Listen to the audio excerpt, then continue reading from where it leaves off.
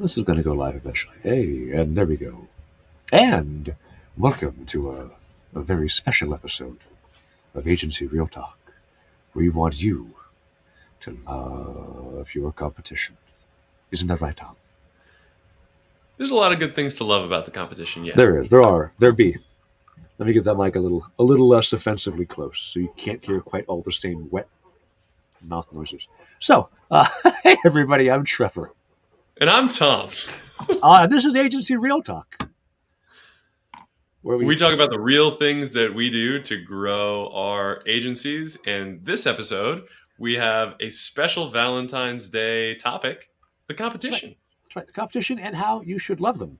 Because really, if you think about it, the competition is just like your spouse. No, I lost my. You get in trouble with them a lot. I'm not sure where I was going with that one. Yeah, that's what happens when we do this live. That wasn't scripted. That wasn't. You can tell it's not scripted because we're honest and forthright. So okay, the competition. What is it about the competition that we should love, Tom? Tell me more.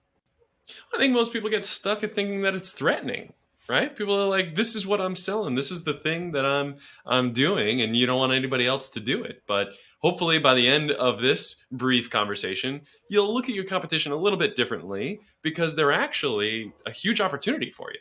Really starting with number one, we've got a couple of reasons here, but starting with number one is that your leads don't necessarily know your competition. So even though they might offer something similar, their website might say something similar, the people that you're talking to aren't necessarily talking to all of your competition at the same time, especially in comparing apples to apples. Most likely, they found you, they're talking to you, and you have the opportunity to convince them, to onboard them, to make a sale. And what your competition is doing doesn't really impact that. So, just know that your conversations are very likely, one-to-one with your potential lead. And I would note, on the surface of it, what my agency, Crowd Tamers, does is we run ads. There's thousands of agencies that run ads. I don't ever lose a contract to, we went with somebody else because they also run ads and we like what they're doing better. So you can be like, oh, the competition is everybody who runs an ads agency, but not really. I've lost a tender to a cold email agency where they went, well, this is cheaper. I'm going to go with them. Very frequently, it's just, you're expensive. And I go, yeah, I know, it's worth it. But if you don't have the money, I feel you. And then sometimes I will lose it to like, oh, we're going to do SEO ourselves, right? Never once has it been, oh, it's you and this other performance marketing agency, and we like them more.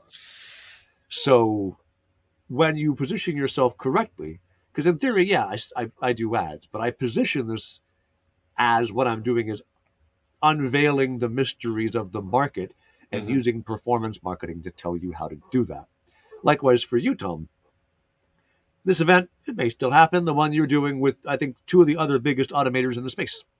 Yeah, and I'm very thrilled to be doing it with them, right? To get everybody in the same room. I think it's going to be a lot of fun. But it's very, very similar to you. When we have a lead who's right about to sign and maybe they just don't quite get there, internal priorities change, internal owners change, staffing changes, the relationship changes.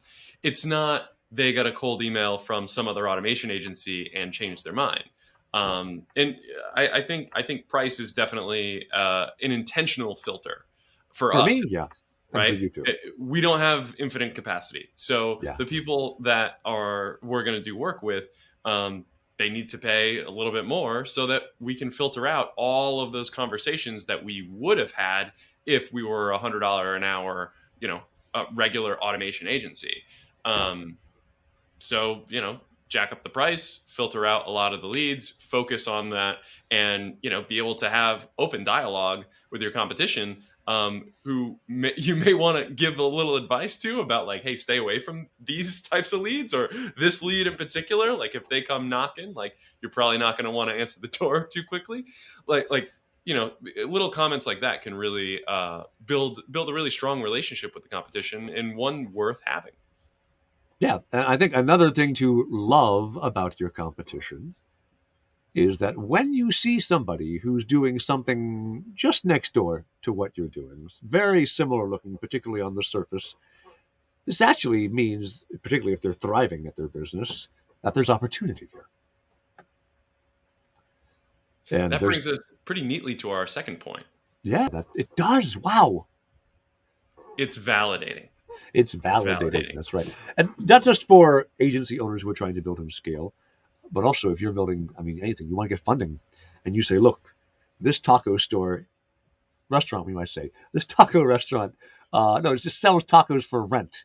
Now this taco store, right, downtown, they clearly they're busy all the time. If I open a taco store a half a mile away, I'll be busy because there's a established demand for tacos. Right, that's a perfectly valid business plan. It can also work for anything else. When you say, "Hey, people want this, I can do this," there's money to be had.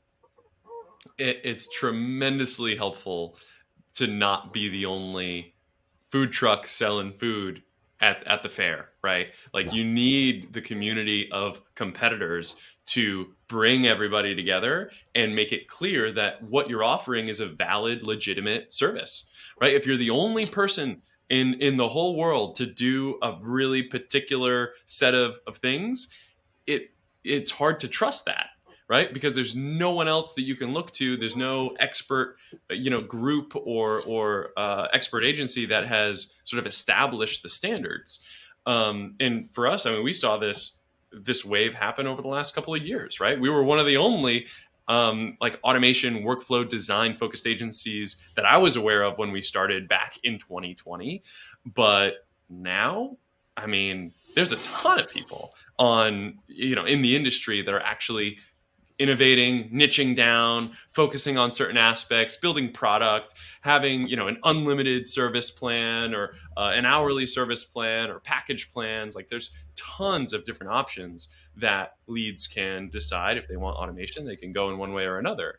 But overall, it's validating as a niche, as a community, that no code and workflow design and automation, everybody is sort of rowing in the same direction, and that just helps everybody.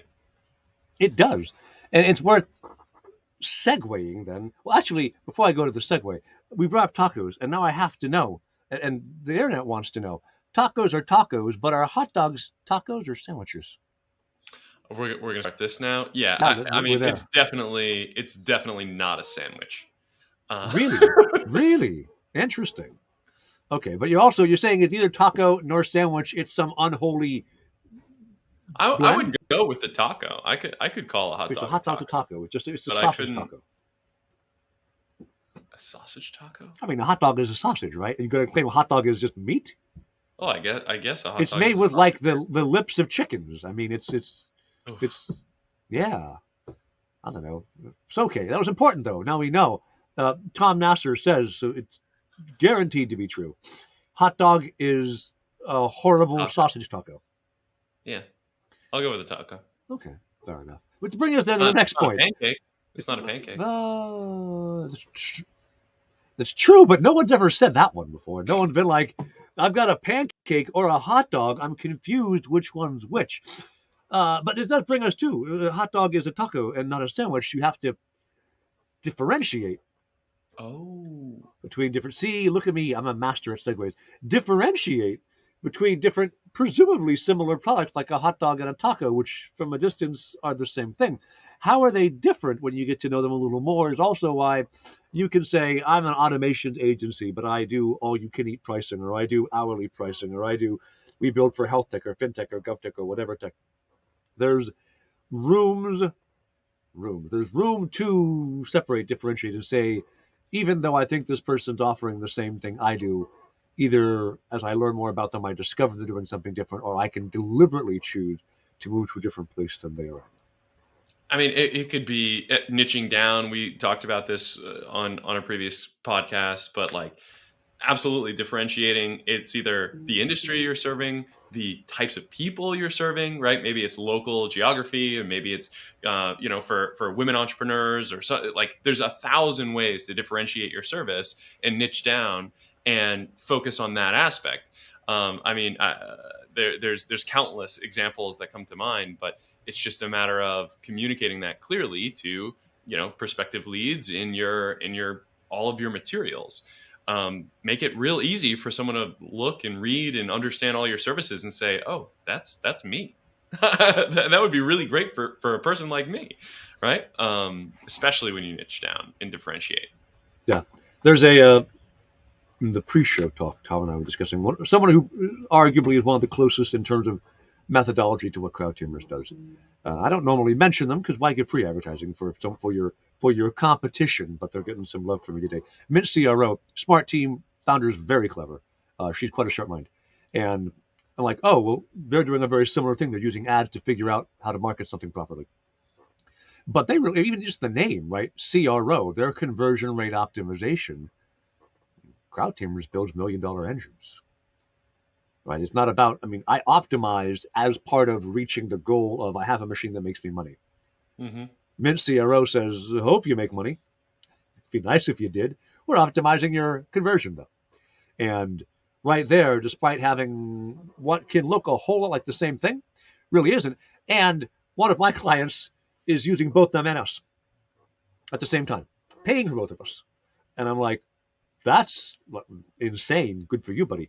But also then, as I'm learning more about the competition, the more I'm seeing there's a big difference between us. Because I have known Mint CRO exists for years. I even bought their course like 2 years ago because I wanted to see, and I studied a bit. But learning more about your competition just serves to illuminate to you how much they're not the same. And then also equips you for, if it ever comes up, hey, why do I use you and not Mint CRO or somebody else? The answer is, well, because of X, Y, and Z. And then it's their choice. It's not going to be, these guys are cheaper, these guys are mustachier. It'll be instead, what's the actual thing I want out of working with this agency? And then if it's this or if it's this, I'll know which way to pick. I got a similar shout out for some competition on my end too. Yeah, like the love. For specifically around learning from them. So a gentleman named Justin Watt from stakeholders.co does an all-you-can-eat automation subscription as well. And upon first glance, I was like, wow. One, does the content just hit different on his site? It's just really clean and really focused. That was some learning for me. And the way that he was so transparent and walking through all of his materials, I thought to myself, we've got to do something like that. Now, I have since actually introduced Justin to other people in the industry, right? People like Go9X and No Code Ops and a whole bunch of other people in the no code industry. And everybody has a similar sentiment of like, this is so well written, so well done. And at the end of the day, we actually turned a lot more into friends than competition, right? Because we have similar experiences with similar type companies and say, hey, can you believe this is the problem that I'm dealing with right now? Or they need a system that does X or Y and can really share notes and build faster because of it. Just because we're having a good year doesn't mean that he's having a bad year by no means, right? I think everybody in the industry right now is having a pretty good year.